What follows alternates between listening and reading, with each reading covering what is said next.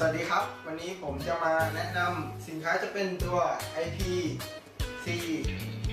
Router รุ่นก็จะเป็น N-IPWR4S ครับผมทีนี้เราจะมาดูกันข้างในเลยครับว่ามีอุปกรณ์อะไรบ้างครับ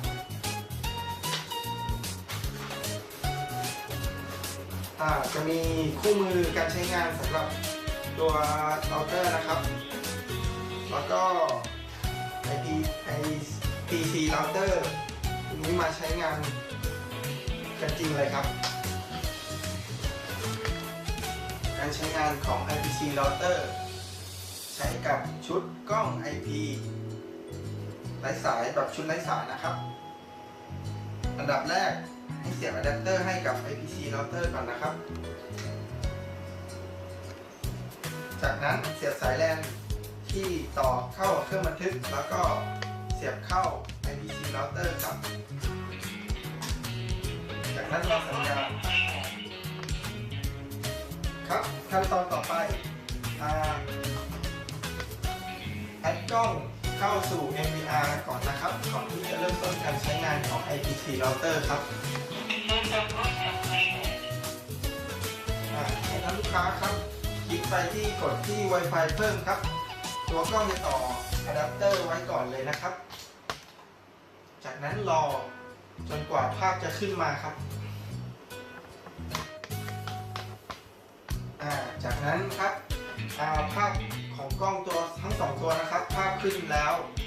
ให้กดออกจากเลยครับ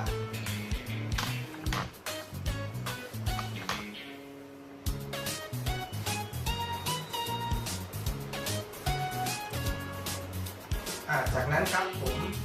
ให้ท่านลูกค้าครับเข้าไปวิดีโอจัดคลิกขวาเข้าวิดีโอจัดการครับรีเฟรชครับถ้าเกิดตัวกล้องกับตัวเราเตอร์ไม่เจอนะครับ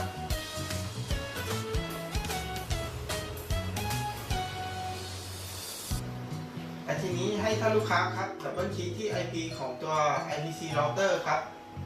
เพื่อจะกดจับคู่กับ NVR อันนั้นกดจับคู่ไปแล้วรอสักครู่หนึ่งครับ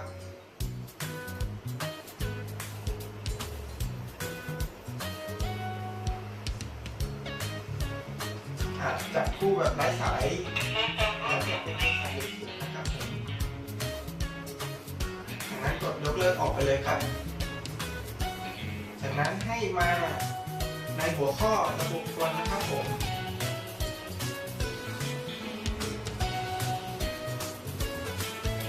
เพื่อที่เราจะใช้งานของตัว IP-C Router ให้เรากดบวกนะครับตรงนี้ต่อตัวกล้องที่2นะครับ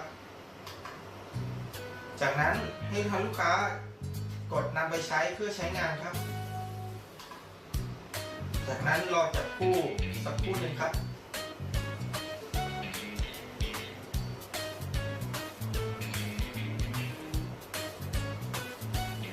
ครับเรียบร้อยแล้วครับจากนั้นกดยกเลิกออกไปเลยครับ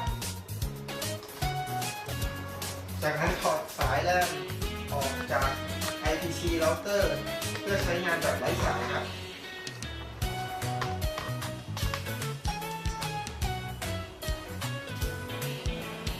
ครับผม